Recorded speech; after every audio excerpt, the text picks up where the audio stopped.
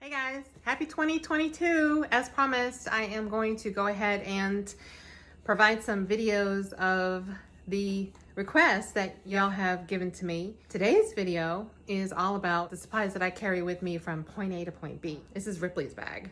And Ripley's bag has a few items in it that if I happen to be out and I really can't wait until I either get back to the car or I can't wait to get home, this is my little lifesaver. So I do carry minimal supplies with me, but I do have what I need in case I do spring a leak and I'm not at home. First thing on the list, my moldable wafers. I love these. And of course the description will have all of the links in case you want to go ahead and try these.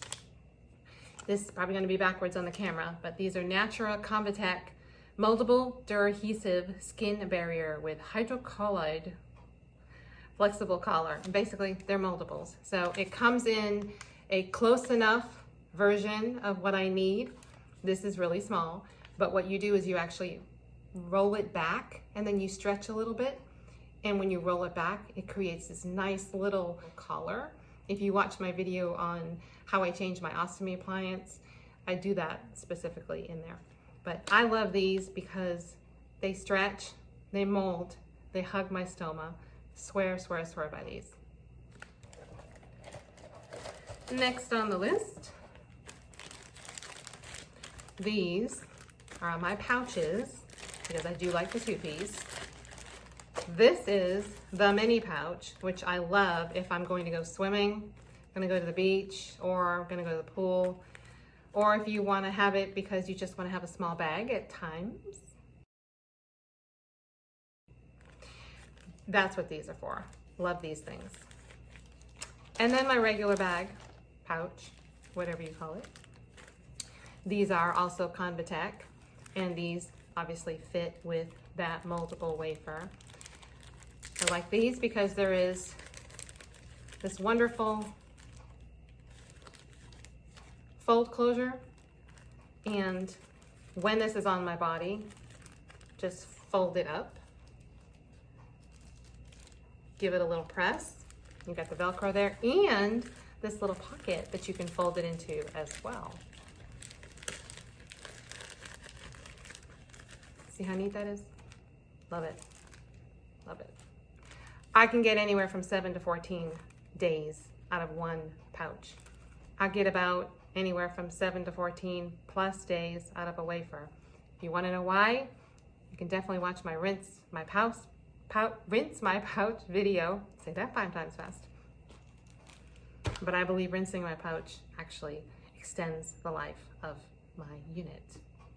Next, I'll pull out all my prep. So I use the Sensocare Stingfree adhesive remover. I also have this in a spray, also on my other videos. But I love these because as soon as you start using it, the wafer, the paper part starts to just peel right off on its own. There's no pulling or tugging or yanking it away from your skin. I love these, and they don't sting. There's no alcohol in these. And then there's the prep, of course. I've used these since day one, 4+ years ago.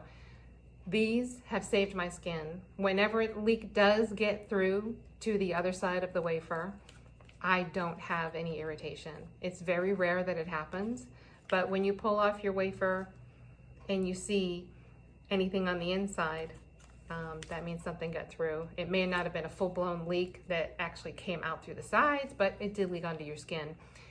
This has saved my skin because even though I've found that from time to time, there's no irritation. So I love these. And this, I don't know if I said that already, comes in a spray as well, which is wonderful if you are going to do any kind of cresting. The stoma cresting would be with the powder, the stoma powder. And I've yet to do a video on that. I know I said I'm going to, so that is one I'm going to do as well. It's just specifically on cresting. I've seen other people do the powder first and then do a spray or do the Capillon prep over it. I do the Capillon prep all the way around, let it dry, then I put this on the specific spots that might be a little red, then I do the spray, seal it in. Pink tape, high tape. I love this stuff. It has zinc in it, so it's good for your skin. Helps heal anything, there's anything going on there, but it also doesn't do any damage when I pull it off. It definitely does help if I need to get a couple of extra days because the paper portion of the wafer tends to peel back first, especially if I've had too many hot showers or if I went swimming and I didn't dry it, which is also in my videos. But if you find that it's peeling up, this can buy you some time.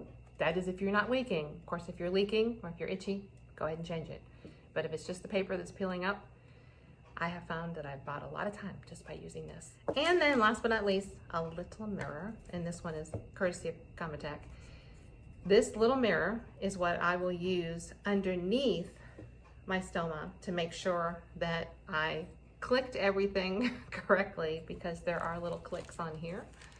This goes all the way around.